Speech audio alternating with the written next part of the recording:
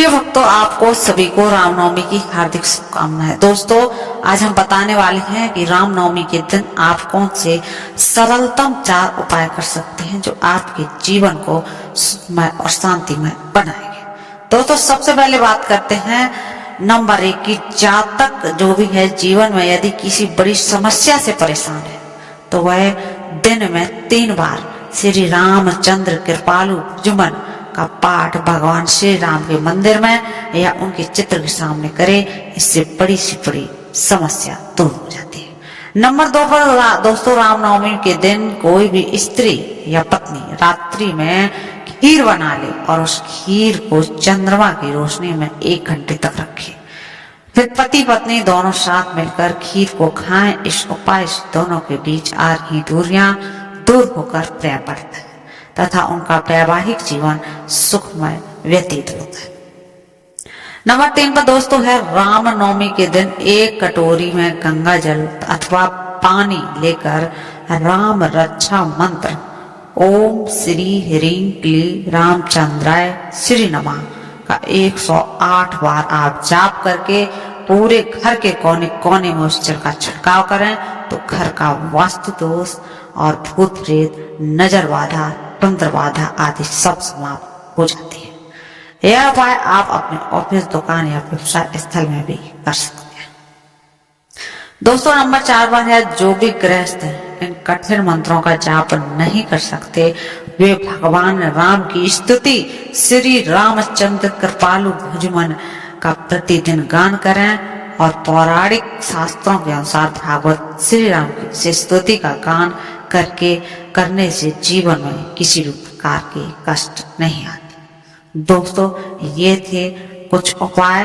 अब हम बताते हैं कि रामनवमी के दिन जब हम कन्या खिलाते हैं तो हमें कौन कौन सी गलतियां हैं जो हमें बिल्कुल भी नहीं करनी चाहिए।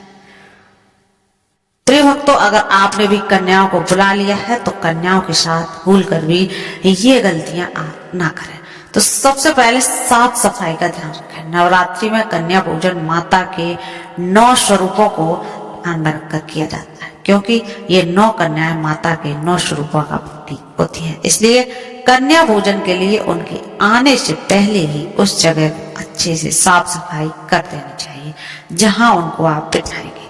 अगर आप कन्या के बैठने की जगह को साफ नहीं करते हैं तो इस छोटी सी भूल से माता अप्रसन्न हो जाती है। नंबर 2 पे है कन्याओं पर गुस्सा न करें। कन्या पूजन वाले दिन भूल कर भी कन्याओं को डांटे ना, उन पर गुस्सा न करें बल्कि उनका सम्मान पूर्वक स्वागत करना चाहिए। कन्याएं आपके व्यवहार से जितनी प्रसन्न होंगी माता की कृपा आप पर उतनी ही बनी रहेगी। नंबर 3 पर है दोस्तों पैर धोना ना भूलें। कन्याओं के आने के तुरंत ही बाद उन्हें आसन पर नहीं बैठाना चाहिए। सबसे पहले उनके पैर आपको अपने हाथों से साफ पानी से होने चाहिए और उसके बाद पैर को साफ कपड़े से पोंछकर उन्हें आसन तक ले जाना चाहिए। दिशा का रखें ध्यान। दोस्तों, आसन पर बैठा कर कन्याओं का तिलक किया जाता है। इस बात का ध्यान रखें कि तिलक करते समय कन्याओं का मुंह उत्तर पूर्व दिशा यानी कि ईशान कोण की ओर ही हो। गलत दिशा में कन्याओं को तिलक करने से आप माता की कृपा से वंचित रह सकते हैं। इसलिए कन्याओं के आने से पहले ही यह देख लें कि आपके घर की उत्तर पूर्व दिशा किस ओर है। ईशान कोण में देवी देवताओं का निवास स्थान होता है और इसलिए इस दिन दिशा में कन्याओं का तिलक किया जाता है।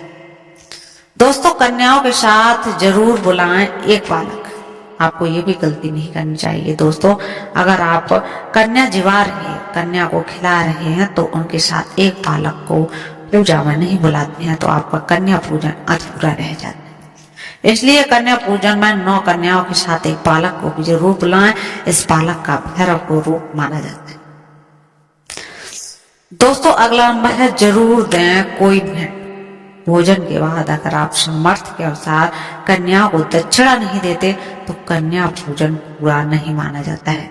इसलिए कन्या पूजन के बाद आप अपने सामर्थ्य के अनुसार उन्हें किसी भी चीज का दान दक्षिणा दे सकते हैं। आप पैसे रुपए दे सकते हैं, आप अनाज दे सकते हैं, जो आपकी इच्छा करे आप दे सकते हैं। लास्ट नंबर है आशीर्वाद लेना ना भूलें। दोस्तों, कन्या पूजन में कन्याओं को पैर छूकर आशीर्वाद लिया जाता है लेकिन इसलिए ख्याल रखें कि कोई कन्या आपके पैर में छुए कन्या पूजन के बाद अंत में भी कन्याओं का आशीर्वाद लेकर उन्हें विदा करें।